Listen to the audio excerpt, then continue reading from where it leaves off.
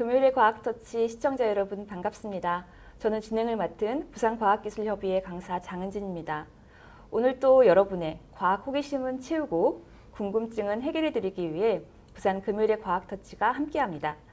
현재 실시간 채팅창 상단에 방명록 링크가 게시되어 있습니다. 매회 방명록을 받고 있으며 열심히 저희 실시간 방송에 함께해 주시는 분들께 저희가 선물을 보내드리고 있습니다. 오늘 또 방명록을 남겨주시는 분들 중 추첨을 통해 30분께 아이스크림 기프티콘을 보내드리는 이벤트도 함께 진행 중입니다. 그리고 금요일의 과학터치 홈페이지 그 이용자 만족도 조사가 현재 진행 중에 있습니다. 그것도 실시간 채팅창 상단에 게시되어 있으니 여러분의 많은 참여 부탁드립니다. 국리엔 사이트에서는 교수님의 강연을 현장에서 듣고 싶은 학생들의 신청을 저희가 받고 있습니다. 방청객으로 함께하고 싶은 중고등학생들은 국리엔 사이트 이벤트에 있는 네이버 폼에 신청 바랍니다. 오늘은 본강연 7번째 시간입니다. 우리가 현재 살고 있는 4차 산업혁명 시대와 관련하여 생활 속에 자주 등장하는 키워드죠. 이 시간에는 증강현실, 인공지능 시대에 응답하다란 주제로 부산대학교 권순복 교수님께서 강연해 주시겠습니다. 교수님 강연 도중 궁금한 점은 유튜브 채팅창에 질문 올려주시고요. 교수님 강연 후 질의응답 시간에 교수님께 여쭤 여러분의 궁금증을 풀어드리도록 하겠습니다. 또한 질문에 채택되신 분들께도 저희가 선물을 보내드리고 있습니다. 여러분의 많은 참여 바랍니다. 그럼 지금부터 권순복 교수님 모시고 강연 시작하도록 하겠습니다. 네, 반갑습니다. 오늘은 증강현실, 인공지능 시대에 응답하다라는 주제를 가지고 여러분들과 같이 한번 얘기를 해볼까 합니다. 이 증강현실 기반에서 이제 의사소통 재활의 방향과 비전을 이제 소제목으로 정했는데 그 내용에 대해서 같이 이야기를 나누었으면 합니다. 학습 목표랄까요? 는 한 3가지 정도로 얘기할 수 있을 것 같습니다. 첫 번째로는 인공지능, 4차 산업혁명 시대의 인공지능은 어떠한 것인지, 두 번째로는 증강현실 기술의 이해에 대해서 살펴보고, 그 다음에 이제 의사소통 장애 영역에서의 적용 범위랄까, 그 다음에 언어 재활 방법, 혹은 향후 방향과 비전에 대해서 얘기를 하고자 합니다. 먼저 의사소통 장애 영역에서의 증강현실 기술이라는 용어가 조금 생소할 수 있을 것 같은데 그 내용에 대해서 전체적인 개요를 소개하는 내용을 한번 살펴보도록 하겠습니다. 영상을 통해서 살펴보면 다음과 같은데요. 연구재단에서는 이제 이와 같은 과제들을 통해서 해마다 많은 연구들을 지원하고 있습니다. 2018년에 이제 과제로 지원이 되어서 했던 내용들을 잠깐 소개하고자 합니다.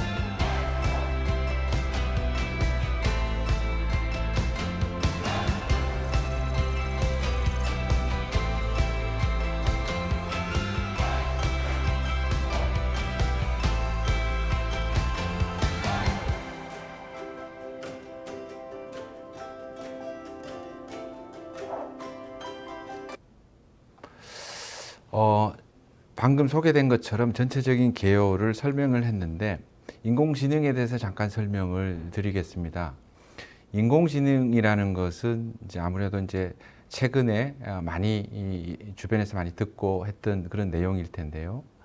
인공지능에는 두 가지로 이제 설명할 수 있는데 현재까지의 AI인 경우, 인공지능인 경우는 이제 약 인공지능에 해당이 된다고 볼 수 있습니다. 이게 자의식이 없는 인공지능, 인간의 어떤 사고라든가 이제 이런 것들까지는 가지는 못했고 현재는 이제 대표적인 것이 이제 알파고 이세돌이라는 이제 바둑 기사가 이제 이 AI와 이제 대결을 해서 한 번 이기고 이제 그 많은 부분들에서는 이제 이기지 못했는데 그게 이제 AI의 기술 내지는 많은 빅데이터를 가지고 인간과 겨뤘을 때 어떻게 결과가 나타나는 것을 잘 보여주기도 했는데 몇 해 전에 굉장한 관심을 가지기도 했었죠.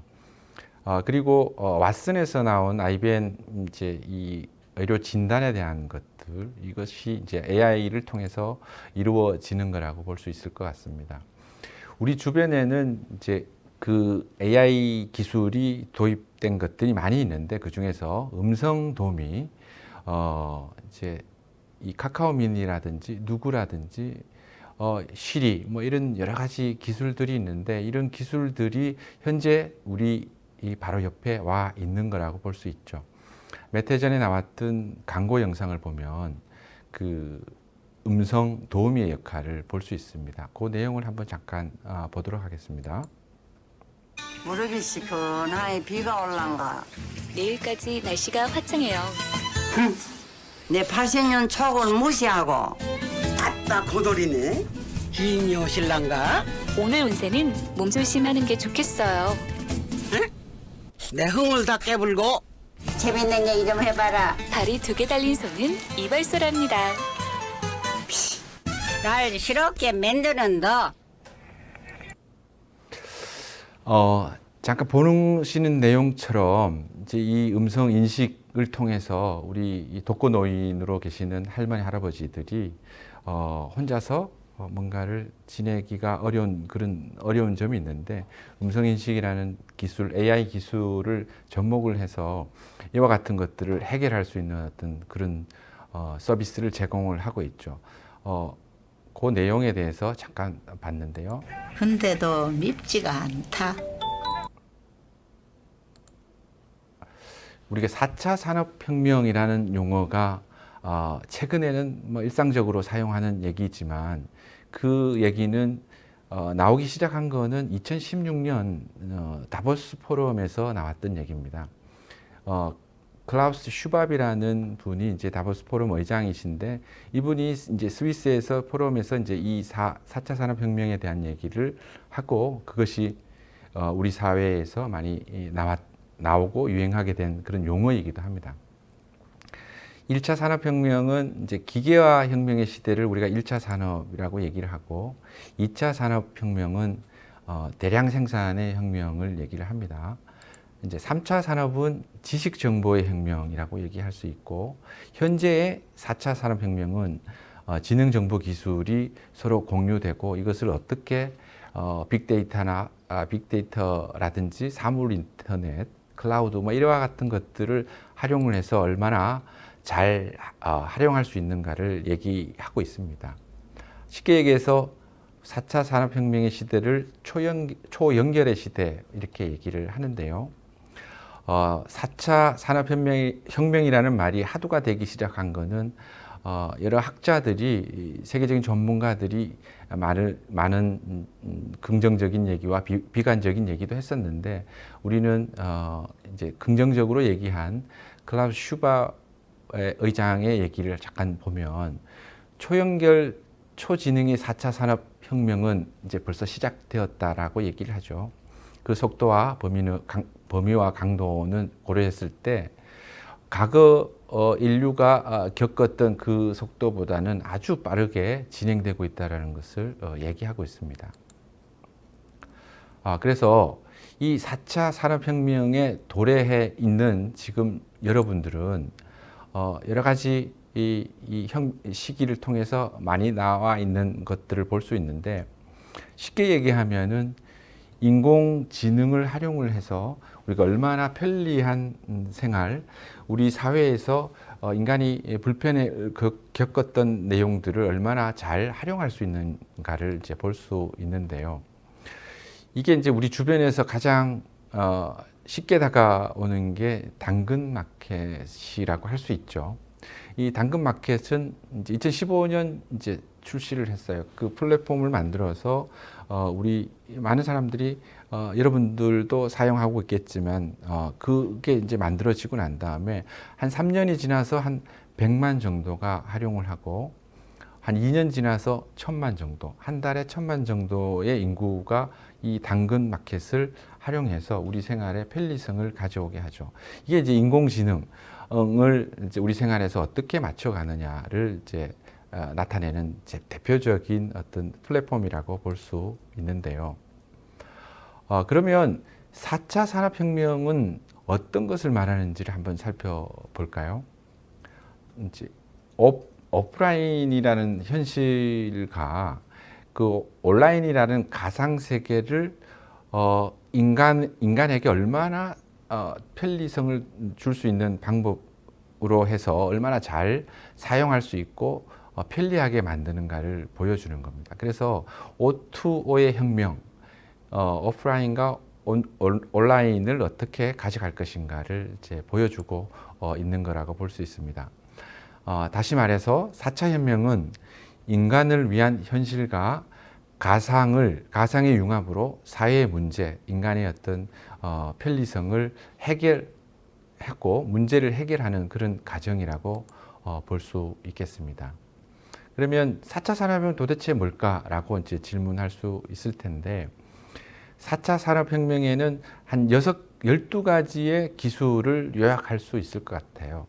그 슬라이드에서 나와 있는 것처럼 6가지의 디지털 전환하는 그런 기술, 6개의 아날로그를 전환해 주는 기술들을 활용을 해서 인공지능이 그것을 어떻게 최적화해서 그 기술들을 우리 인간에게 도움을 줄 것인가를 이제 나타내는 거라고 요약할 수 있을 것 같아요.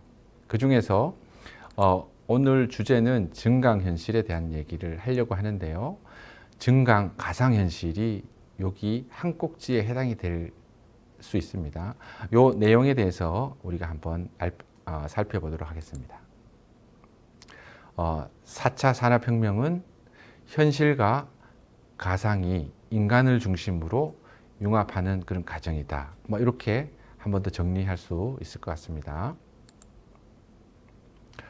그 다음에 이 4차 산업의 혁명에서 인공지능을 어떻게 잘 활용하느냐가 중요한데, 우리 일상생활에서 이 4차 산업혁명의 기술을 인공지능과 뭔가를 조금 잘 활용해서 사용하는 방법들이 현재 우리가 주변에 많이 있죠. 여러분들 쿠팡이라는 걸 많이 사용하고 있을 것 같은데요.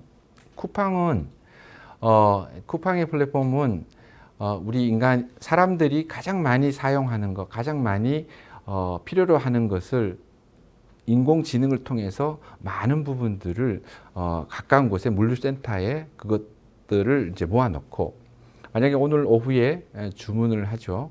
뭔가 먹을 것을 아니면 필요한 것을 주문을 하면 그 다음 내일 새벽에 배송을 해주는 거죠. 그렇게 해서 이게 이제 거의 그 시간대에 배송을 함으로 해서 사람들이 굉장히 편리하게 신뢰하고 사용하는 방법이죠. 물론 쿠팡뿐만 아니라 마켓컬리라든지 여러 가지 플랫폼을 가지고 있는 앱들이 있죠. 이것들을 가지고 우리가 잘 활용하고 있는 기술이라고 볼 수 있는데요. 그 다음에는 이제 증강현실에 대해서 잠깐 소개하고자 합니다. 증강현실, 가상현실 뭐 이런 내용들을 많이 들어봤을 것 같은데, 증강현실은 그 현실 세계 위에 3차원적인 정보를 입혀서 보여주는 그런 기술입니다. 그러니까 이 가구가 있는 데서 혹은 어떤 가구를 배치를 했을 때 이 가구가 잘 어울리는지를 직접 들고 와서 할 수는 없으니까 증강현실을 통해 가지고 이 의자를 배치했을 때 얼마나 도움을 줄 수 있는지 뭐 이런 것들을 볼 수 있는데, 처음에 소개될 때 테드에서 이 증강현실이라는 기술들을 소개하면서 굉장한 반향을 불러일으켰는데, 그 내용을 잠깐 한번 보도록 할게요. Of the great poet Robbie Burns, and it's just a normal image. But if we now switch inputs over to the phone, running our technology, you can see effectively what Tamara's seeing on the screen. And when she points at this image, something magical happens.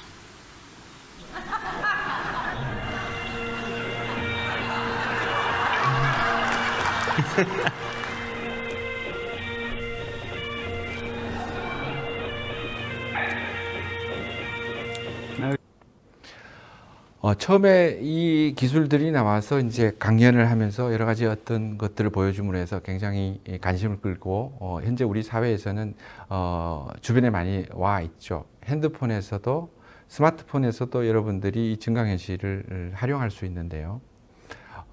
잠깐 보면 특히 이제 증강현실의 가장 처음에 나왔을 때는 이 증강현실이라는 용어들이 조금 생소했을 수 있는데, 2016년에 포켓몬고가 나오면서 그러한 기술들이 뭔가를 우리 국민들, 시민들이 아는데 큰 도움을 주기도 했습니다. 현재는 이 증강현실 기술이 교과서에 적용이 되어서 활용되고 있기도 하고요.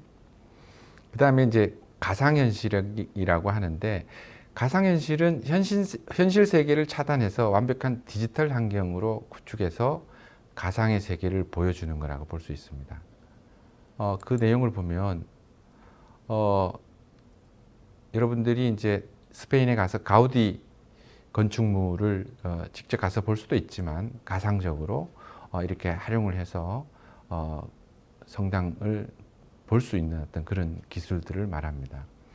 다시 말해서 가상현실과 증강현실을 비교하면, 이 가상현실은 전체적으로 현실 세계와 좀 다른 오리가 나타나는 형태이고, 증강현실은 그 현실의 바탕 위에 3차원적인 어떤 입체를 나타내는, 사물들을 나타내는 것을 증강현실이라고 할 수 있을 것 같습니다.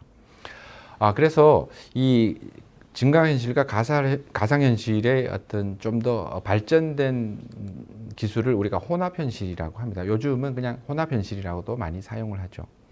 가상현실과 증강현실의 장점을 결합한 형태인데, 그와 같은 형태를 우리 주변에서, 우리 바로 앞에서 볼 수 있는 그런 화면을 보여주고 있습니다. 이것들이 이제 이 가상 공간과 실제 공간 간의 어떤 것들을 잘 활용하는 그런 기술이고, 우리 주변에서 많이 활용되고 있는 방법이라고 볼 수 있습니다. 그래서 이 현실 세계와 가상현실, 증강현실에 대한 개념을 잠깐 살펴보면, 현실은 이제 이와 같은 것을 우리가 현실 세계라고 얘기하고, 증강은 이제 현실 세계 위에 어떤 것이 나타내는 것을 증강이라고 하고, 가상적으로 만들어진 것을 우리가 가상현실이라고 얘기를 합니다.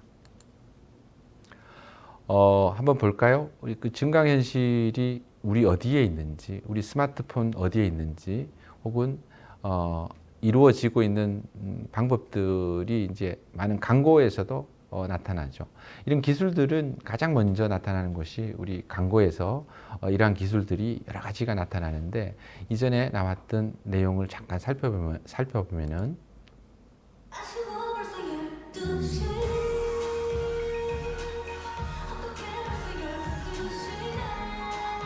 잠깐만, 그거 아닌 것 같은데. 나 완전 잘했는데. 여러분들이 잘 아는 청아라는 이 왼쪽 어깨 가수인데, 스웨. 5G로 이런 어떤 이제 안무도 동작, 완벽 마스터. 춤을 구현하기 위해서 이런 증강을 AR. 나타내서 춤신 청아를 할 수 있는 나만의 어떤 그런 안무 것을 보여주고 있습니다. 그래서 이 가상현실과 증강현실은 그러면 어디에서 어떻게 사용하고 있는지, 그 개념에 대한 것을 한번 여러분들 한번 간략하게 살펴보면 다음과 같은데요.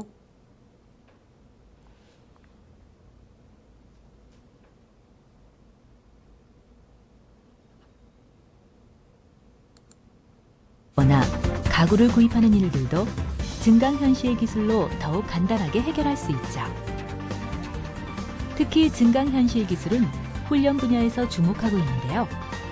지진이나 화재의 경우 가상의 화염이나 연기에 대해 사람들의 피난 행동 등 예측 시뮬레이션 결과를 현실 세계에서 증강해 소방관의 활동이나 일반인 피난 유도 훈련에 활용할 수 있기 때문에 더욱 효과적입니다. 이와 같은 곳에서 실제 적용하는 분야는 여러 분야에서 적용이 될 수 있습니다. 가상적인 가상현실과 증강현실에 대한 내용을 나타내는데요. 이게 증강현실은 사실 시작된 지가 그렇게 오래되지는 않았어요. 1991년에 처음 소개가 되기도 했고 증강현실이라는 용어는 1992년에 등장한 용어입니다. 실제로 등장한 이후에는 상용화되는 단계는 2009년쯤에 시작이 되었고 우리가 많이 알고 있는 포켓몬고가 2016년에 전 세계에 출시가 되었죠. 한국은 2016년 8월 25일에 출시가 됐어요. 제일 처음에 출시된 곳이 속초죠. 2016년에 나왔던 부산행이라는 영화가 있었는데 그거를 패러디한 이제 이 포스터입니다. 그래서 속초행 이렇게 해서 광고를 하고 했었는데 그래서 처음에 나왔을 때는 2016년 이때쯤에는 속초에 가서 증강현실을 통해 가지고 포켓몬고의 몬스터를 잡는 그런 프로그램도 있고 여행을 가기도 하고 했던 그런 기억이 나기도 합니다. 국내외 동향은 이제 이와 같이 이루어진 게 증강현실이라고 할 수 있습니다. 그런데 이제 의사소통 장애, 증강현실을 그러면 어디에 활용할 수 있는지를 여러 가지를 고민하고 우리 영역에서 어떻게 해볼 수 있는지를 했었는데 이 의사소통 장애 영역에서 어떻게 적용하는지에 대한 것을 잠시 소개하고자 합니다. 우리 인간은 의사소통은 어떻게 이루어지는 거죠? 말하는 사람과 듣는 사람이 서로 주고받고 해서 인식하는 그런 과정을 나타내는데 그 과정은 우리 뇌에서 오늘 수업을 이렇게 내용을 듣고는 있는데 그 내용을 듣고 이해하는데 크게 많은 사람들이 큰 문제가 없기 때문에 이런 문제들이 쉽게 이루어지는 것 같지만은 어느 한 곳에 말하는 곳, 듣는 곳 이런 곳에 문제가 생기면은 언어적으로 의사소통을 하는데 굉장히 어려움을 갖는데 그게 언어 발달이 늦어서일 수도 있고 청각적인 문제 아니면 뇌 손상으로 인한 문제 이런 것들이 있을 수 있습니다. 정상적인 의사소통은 다음과 같이 볼 수 있어요. 여기서 보내는 이 시간이 바로 여러분의 시간임을 의식하고 계십니다.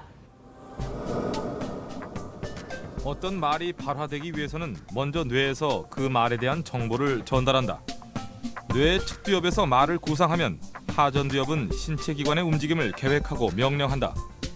횡격막이 수축되어 폐를 확장시키면 폐에서 나온 공기는 기도를 따라 이동한다. 그리고는 성대를 진동시켜 소리를 만들어내는 것이다. 발성기관을 따라 만들어진 소리는 입 안에서 공명을 해 다양한 소리로 바뀐다. 여러분 스스로가 주제입니다. 여러분 자신이 문제를 만들기도 하고 해결하기도 합니다. 여러분 영상에서 잠깐 본 것처럼 우리가 말을 하는 데는 여러 가지 우리 몸에 있는 구조들을 잘 활용해야 됩니다. 말을 하고 하는 건데 한 200여 개의 근육들이 서로 조율되어야지만이 언어를 주고받고 한다라고 해요. 조금 전에 보면 성대도 보고 뇌도 보고 했었는데 성대는 우리 1초에 몇 번 정도 부딪히죠? 아라고 했을 때 성대는 한 번, 두 번 이렇게 부딪힐 것 같죠? 실제로는 100번 정도 부딪힙니다. 남자인 경우에는 100번 정도 부딪혀요. 여자인 경우에는 200번 정도 성대가 1초에 왔다 갔다 하면서 부딪히게 되죠. 이거는 이제 믿겨지지 않지만 실제로 그렇게 움직이고 있는 것을 볼 수 있습니다. 이제 이런 언어적인 말을 하고 서로 주고받고 하는 것들에 문제가 생기는 경우를 우리가 의사소통 장애라고 하는데 그 영역에는 몇 가지 영역이 있습니다. 증상에 따라서 이 발음에 문제가 있는 경우, 목소리에 있는 문제, 말을 더듬는 경우, 혹은 언어적인 발달의 문제라든지 신경, 뇌 손상으로 인해서 문제가 생긴 경우 혹은 잘 들리지 않아서 문제가 오는 그런 경우가 있습니다. 이제 이런 영역에서 문제가 생긴 아동이든 성인이든 간에 이제 이런 문제를 가진 사람을 의사소통 장애를 가졌다라고 얘기를 합니다. 그런데 이제 그러한 문제들을 해결하기 위해서 증강현실을 우리가 어떻게 활용하면 좋을까 고민을 하고 이렇게 많은 연구자들이 노력을 하고 있습니다. 증강현실은 기존의 언어적인 문제를 가진 아이들에게 어떻게 도움을 줄까 흥미롭고 이제 혹은 효율적인 접근이 되어질 수 있다는 거죠. 혹은 이제 기존에 있던 이제 전통적인 방법에서 좀 더 나아가는 그런 방법들을 활용했을 때 좀 더 효과적인 측면을 보일 수가 있습니다. 그러니까 이 성취도라든지 몰입도라든지 흥미도 같은 것들을 이끌어내는 데 많은 도움을 줄 수 있죠. 이러한 것들을 시스템을 통해서 적용하고 하는 것이 필요한데 사람들마다 아이들마다 서로 다른 영역들을 다 가지고 있는데 그 영역에 맞게끔 어떻게 잘 활용하느냐가 굉장히 중요한 방법이라고 볼 수 있습니다. 그래서 이런 것들이 이제 웹상에서 비대면으로 이제 활용할 수 있는 그런 방법들을 사용을 해서 증강현실을 적용할 수 있습니다. 기존의 방법이라면은 언어적인 중재는 이런 카드와 같은 것들을 이용을 해서 했었는데 증강현실이라는 기술을 가지고 여러 가지 어떤 콘텐츠를 만들어서 적용해 나가는데요. 이 적용해서 아이들에게 어떤 문제를 흥미도를 이끌어내고 좀 더 효율적인 도움을 줄 수 있는 방법들을 이제 고안해서 만든 것이 이제 증강현실이라고 볼 수 있는데 적용을 했는데 이와 같은 방법들을 통해서 적용하기도 하고 좀 더 좀 세련된 방법 이런 방법들이 현재 많이 이루어지고 있죠. 그래서 이것들이 이제 상품화되어서 그것들을 잘 활용하는 방법들도 있고 많은 연구자분들이 또 노력해서 이 부분에 대해서 좀 더 개선해가는 노력들을 하고 있습니다. 그래서 여기에서는 이런 태블릿 PC에서 프로그램을 활용하는 방법들을 사용하는 세 가지 방법들을 통해서 언어적인 문제를 언어적인 문제를 가진 것을 개선시키기 위한 방법들을 사용을 합니다. 가정에서 일어나는 활동에서 사용되는 여러 가지 단어들을 습득하는데 많은 문제를 가지기도 하죠. 어린 아이들이 발달에 문제가 있다든지 혹은 환경적인 문제, 뇌의 문제라든지 이런 것들을 가졌을 때 이런 것들을 도움을 주기 위한 방법으로 이런 증강현실 방법을 사용을 합니다.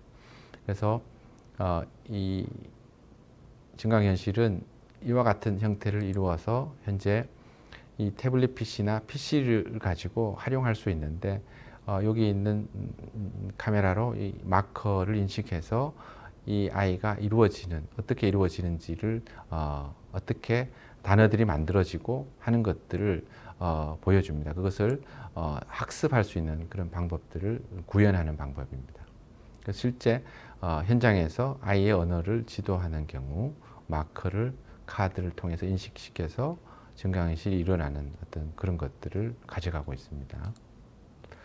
그와 같은 것들을 통해서 여러 가지 물론 이제 이와 같은 방법들이 일반 아이들에게도 적용을 해서 언어가 늦는 경우에는 이제 문제를 해결하고 하는데 도움을 줄 수도 있고 이제 그 외에 이제 아이들의 언어적인 장애를 가지는 아이에게 이런 방법들을 사용해서 언어의 개선을 가져가는 방법이라고 볼 수 있습니다. 그래서 그 내용을 잠깐 실제적인 것을 한번 보면 태블릿 PC에서 이제 들어가서 이제 훈련 모드, 이 세 모드에서 들어가서 단어들을 클릭을 하고 그 단어에서 이루어지는 증강 단어들을 구현을 하고 아이에게 무엇을 하고 있나요? 이제 무엇을 하고 있나요? 물었을 때 아이가 이제 실제적으로 동작의 움직임이 있는 그런 것들에 흥미를 가지고 그 언어들을 따라하는 데 도움을 줄 수가 있죠. 그렇게 해서 이러한 카드 같은 것을 만들어서 아이들의 언어적인 증진, 언어의 발전을 도모를 하기 위해서 이와 같은 방법들을 활용하고 있습니다. 그래서 저희 가제에서 만든 이제 내용이고, 그 내용을 잠깐 시연을 해보면 실제적으로 이런 의사소통 장애 영역에서 언어적인 중재 내지는 이런 문제들을 해결하게 하는 방법을 여러분의 대학생 누나들이 하고 있는 것을 잠깐 보도록 하겠습니다. 상황은 방, 거실, 욕실, 부엌이 있는데 맨 처음 방에 대한 상황들을 보여드리도록 하겠습니다. 맨 처음 그리다를 보여드리도록 하겠습니다. 마커 기반의 증강현실의 특징은 원하는 상황을 여러 방향에서 볼 수 있다는 것인데요. 이렇게 마커를 움직이면은 여러 방향에서 상황들을 볼 수 있습니다.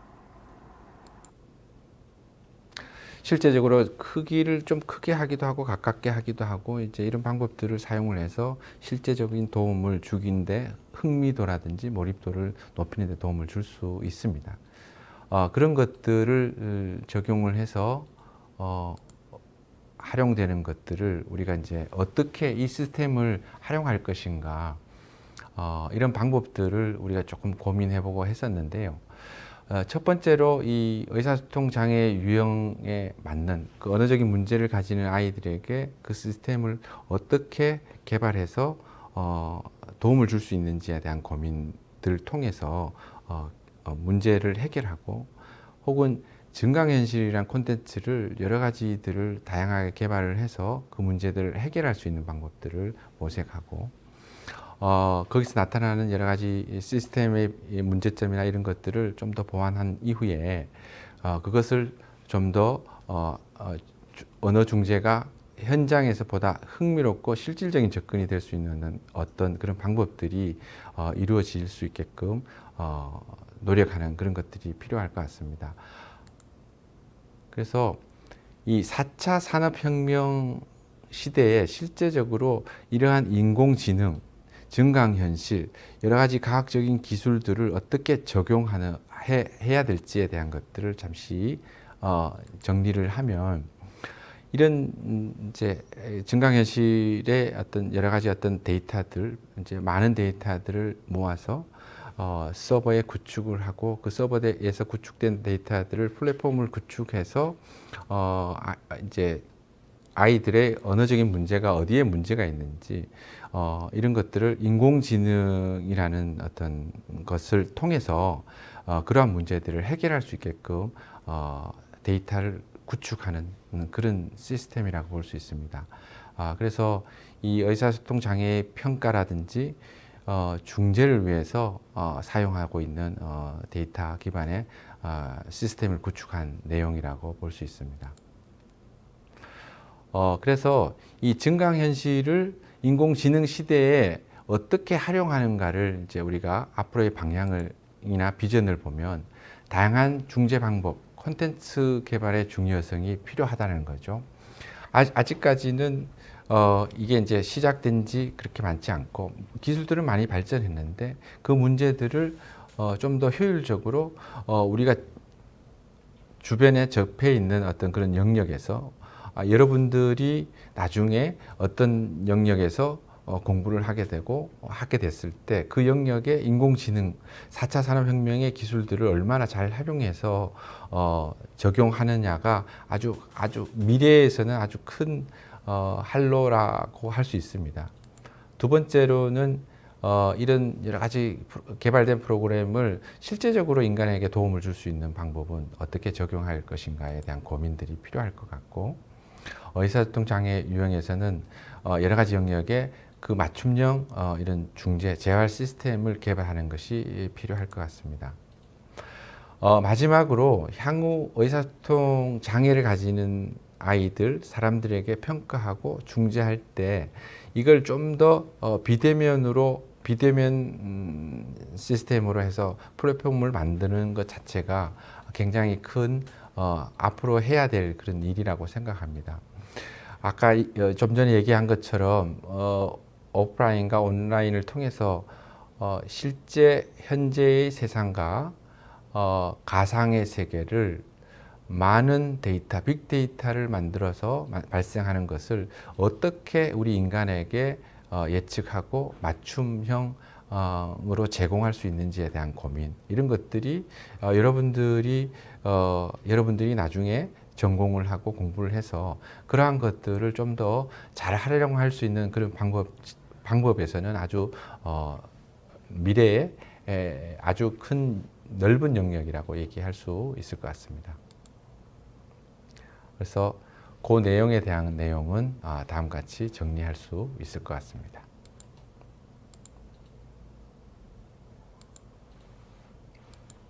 네, 감사합니다. 네, 교수님 강연 잘 들었습니다. 교수님 강연 도중 이렇게 질문들이 이렇게 약간 분야가 나뉘는 것 같아요. 증강현실, 호남현실 같은 그 뭐 AR, VR, MR에 관련된 질문이 올라오고요. 또 그 교수님의 전공과 관련된 증강현실과 언어치료에 관련된 이렇게 질문이 나뉘어서 들어오는 것 같았어요. 그래서 보시면 교수님 이렇게 지금 질문이 많이 들어와 있거든요. 그래서 이제 몇 가지 이제 여쭤보도록 하겠습니다. 일단 저희가 먼저 교수님 강연 전에 제목만 가지고 저희가 사전 질문 이벤트를 진행을 했었습니다. 그 중에 김지훈님께서 주셨던 질문이 하나 있어요. 현재 증강현실이 어느 정도까지 발전을 했고 인공지능의 역할은 어느 정도까지 가능한가요? 라는 질문을 주셨거든요. 네, 교수님 답변 부탁드립니다. 우리가 이제 스마트폰이 있죠. 이 스마트폰이 있는데 이제 이 스마트폰에도 증강현실의 기술들이 많이 적용이 되어져 있습니다. 그래서 재미로 이렇게 사진을 찍고 본인의 어떤 증강된 현실들을 이제 앱에서 이제 구현할 수 있는데 증강현실 기술은 굉장히 많이 발전돼 있고 이제 요즘은 이제 혼합현실의 형태로 얘기가 되어지고 있습니다.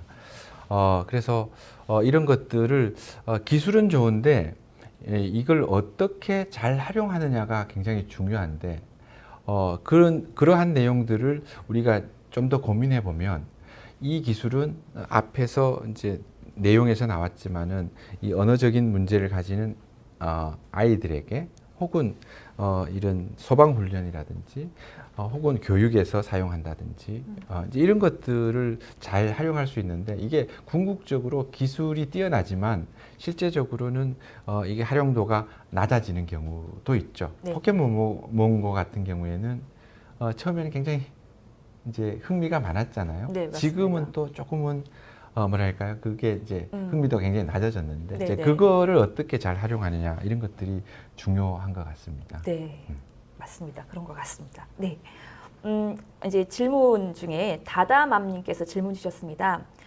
증강현실을 이용해서 언어 치료를 하는 것이 기존의 언어 치료 시스템과 차별화되는 장점은 무엇인가요? 라는 질문 주셨습니다.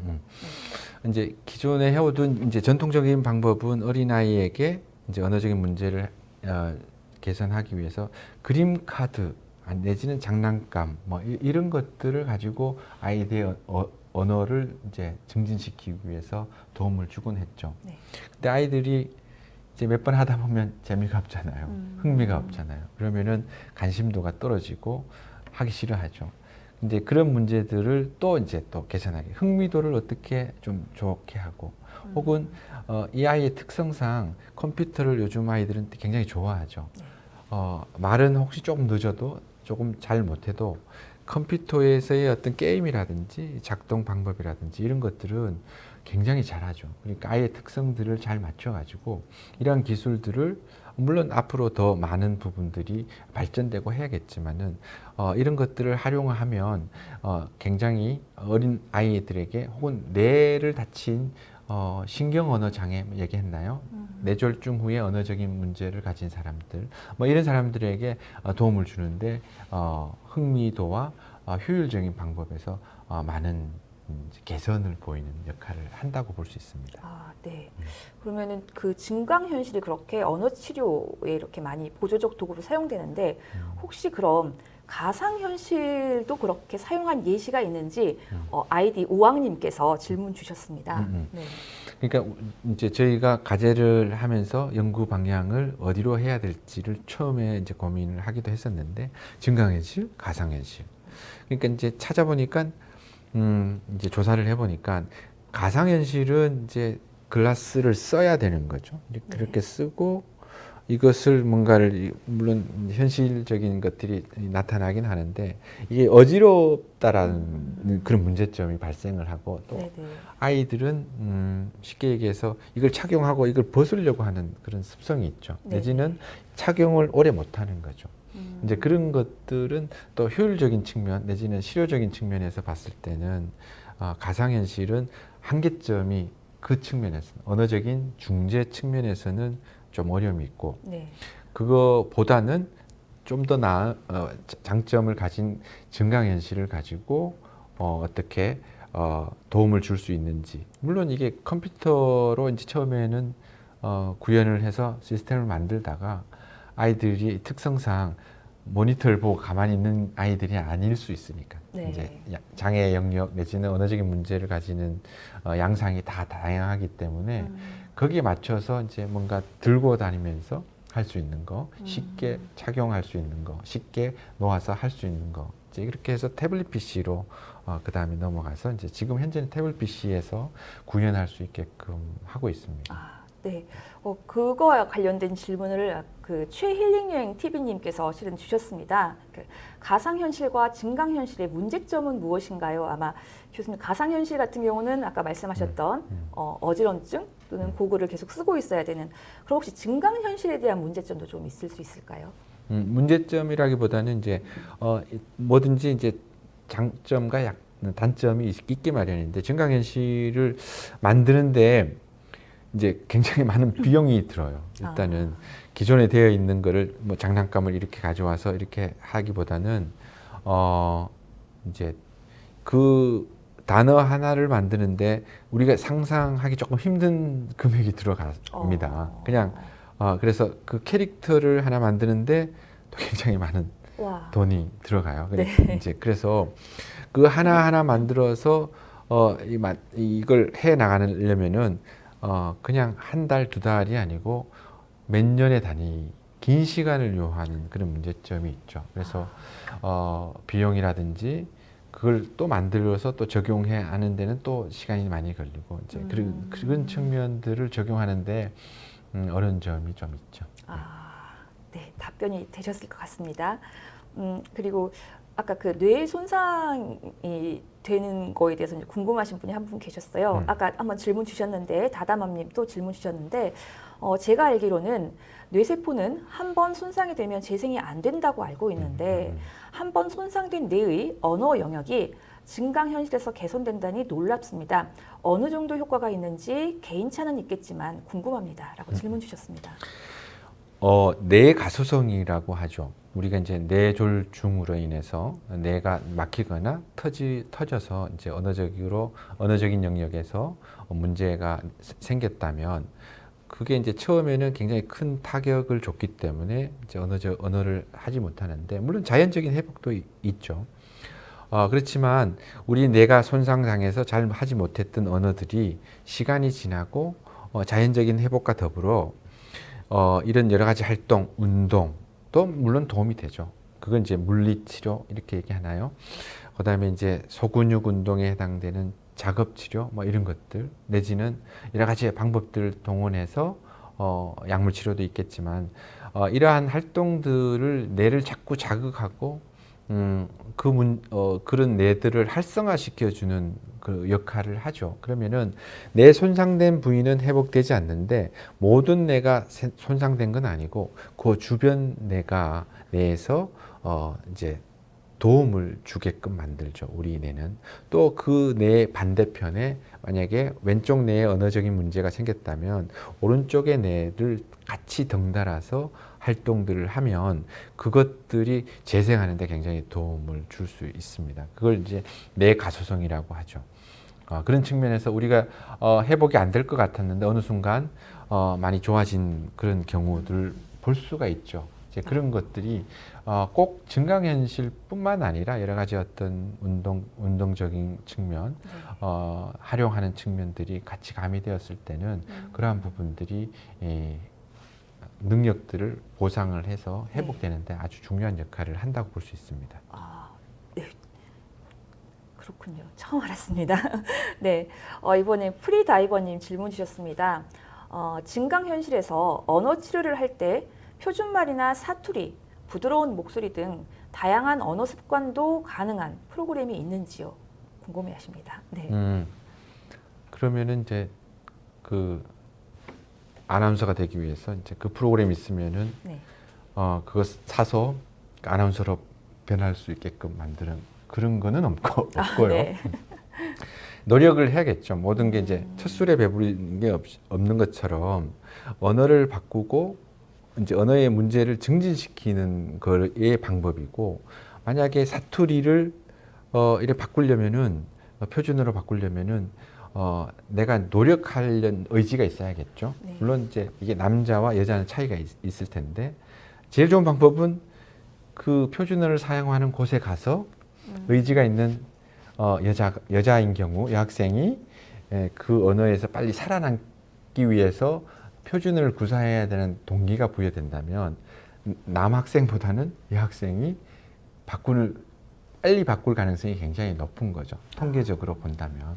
이제 그런 측면이 있고, 뭐든지 간에 우리가 한꺼번에 이렇게 살 수 있고 행복도 한꺼번에 살 수 있는 게 아닌 것처럼 네. 본인이 어떤 마음을 가지고 있고 노력한 의지가 있고 그게 꾸준함이 있을 때 다음 변화를 만들어내는 게 우리 살아가는 이치 아닌가 싶습니다. 네. 네, 맞습니다. 이번엔 다음 질문은요. 쌤님이십니다.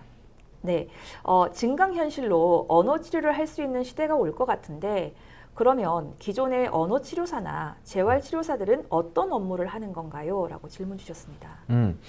물론 이제 여러 가지 방법들이 있습니다. 이제 아까 얘기했던 것처럼 카드라든지 아니면 이제 여러 가지 기구들을 가지고 하기도 하고 그림책 가지고도 하고 뭐 이렇게 해서 언어적인 중재, 물론 컴퓨터 프로그램을 이용해서 아이들의 관심을 끌기도 하고 여러 가지들이 있죠. 이제 그게 있는데 이제 뭐든지 간에 그거보다 조금 더 좋은 방법, 효율적인 방법을 우리 인간들은 찾죠. 그래서 뭔가 연결하려고 하죠. 요즘 시대에는 초연결 시대에 살고 있는 것처럼 네네. 그 방법들을 좀 더 잘 모색을 해서 해야 될 것들은 이제 이런 의사소통 장애 영역에서는 굉장히 넓죠. 왜냐하면 많은 사람들이 이제 이렇게 하는 것은 아니고 아무래도 이제 이런 문제를 가지는 그런 것들을 이제 해결해주기 위해 일반인보다는 수는 작지만은 어쨌든 그러한 문제들을 해결해 나가기 위해서는 여러 영역에서 자기 전공 분야에서 이런 부분들을 어떻게 개선을 해서 인공지능과 이 4차 산업혁명의 어떤 그런 기술들을 잘 활용해 가지고 이 비대면 시대에 어떻게 저 멀리 있는 아이에게 혹은 외국에 있는 아이에게 이런 문제들을 해결할 수 있는 방법들을 모색하는 것이 굉장히 중요하다고 생각합니다. 물론 이런 언어장애 영역에서 증강현실을 활용을 해서 활용하는 언어적인 문제를 해결하는 방법들이 많이 조금씩 사용되고 있지만은 그래도 우리 분야에서는 우리가 이런 부분들에서 좀 더 앞서 나가는 부분도 없잖아요. 있는 측면이 있습니다. 네. 네, 알겠습니다. 이번에는 도원왕님 질문 주셨습니다. 이제 증강현실을 통해서 의사소통 장애 아이들의 치료가 이제 되는 것은 이제 저희가 이제 배웠지만 어느 정도 수준까지 치료가 되는지 장애도에 따라서 치료는 조금씩 다르겠지만 치료의 효과가 어느 정도까지 나타나는지 궁금해하셨습니다. 그거를 이제 명확하게 어느 정도다라고 얘기하기는 조금 어려움이 있을 수 있을 것 같은데 어쨌든 언어적인 발달이 지연되어 있는 아이들에게는 이제 언어적인 자극을 통해서 동기가 부여될 때는 굉장히 많은 효과를 볼 수가 있고요. 물론 장애 영역에서 이 자폐증이라든지 혹은 언어적인 중증도가 심한 그런 경우에는 개선의 정도가 조금은 미약할 수 있죠. 근데 그렇지만 이제 그런 것들이 조금씩 노력이 되고 그 문제를 완벽하지 않다고 우리가 하지 않는 거는 아니니까 이만큼 좋아지고 그다음에 또 그게 또 개선이 되고 이렇게 해나가는 방법들을 노력을 해야 되죠. 그래서 첫 술에 배부를 수 없다 뭐 이런 말들 오랜만에 하는 것 같은데 우리가 뭐든지 조금씩 여러분 현재 여러분은 하루하루가 모여서 현재가 있는 것처럼 우리는 조금씩 그런 어려운 문제들을 해결할 수 있게끔 노력하는 게 연구자로서 아니면 어른으로서 아니면은 먼저 산 선배로서 그렇게 해 나가야 되지 않나 이런 생각을 합니다. 네. 이제 마지막 질문을 드려보려고 합니다. 그런데 이제 같은 내용을 좀 궁금해하시는 분이 많으세요. 교수님의 전공을 보면 언어학인데 교수님은 증강현실에 대해서도 이렇게 강연을 하시고 하시니까 일단 질문 주셨던 분이 아자아자님께서 교수님 언어 쪽 연구하시다가 증강현실에 관심을 가지게 되신 계기가 있으신지요? 라는 질문 주셨고요. 비슷한 질문이라 같이 그냥 드리겠습니다. 그리고 다다맘님께서는 교수님께서 전공으로 공부하신 분야가 궁금합니다. 언어학과 증강현실을 접목하시려면 어떤 계기가 있으셨는지요? 궁금해하셨고요. 또 이혜련님께서는 이제 그 AR, VR, MR과 같은 그러한 공부를 하려면 어느 학과에 가서 아마 교수님이 한꺼번에 대답을 해주실 수 있으실 것 같아서 이 세 분의 질문을 같이 이렇게 마지막으로 드려봅니다. 네. 그 마지막에 질문했던 것부터 잠깐 말씀을 드리면 어느 전공에 가서 이런 이제 증강현실, 가상현실, 혼합현실에 대한 것들을 할 수 있는지 컴퓨터 공학과에 이제 그런 전공이 있죠. 인공지능. 그다음에 이제 증강현실, 가상현실 그 세부 전공으로 그렇게 전공하시는 분들이 이제 있습니다. 그래서 학교마다 이제 그런 전공을 하신 분들이 있죠. 이제 그런 것들이 또 지금은 또 이제 요즘 뭐 반도체를 중심으로 해서 AI라는 어떤 학과도 생기기도 하고 하는데 하여튼 그런 것들은 주로 컴퓨터 공학과, 정보통신 뭐 이런 쪽에서 이제 전공하시는 교수님들이 계셔서 그쪽 방향을 볼 수가 있을 것 같고 이제 같은 경우에는 이제 언어병리학을 전공을 했어요. 언어병리학을 전공을 했고 언어병리학 안에는 아까 얘기한 것처럼 이제 이 의사소통 장애 영역도 있고 그다음에 음성학, 언어학에 관련된 음성학도 있고 뭐 여러 가지가 있을 수 있는데 그런 영역에 대한 것을 공부를 하고 그다음에 이제 또 이제 이런 것들을 좀 더 이 공학적인 측면에서의 어떤 측면을 또 공부를 좀 했죠.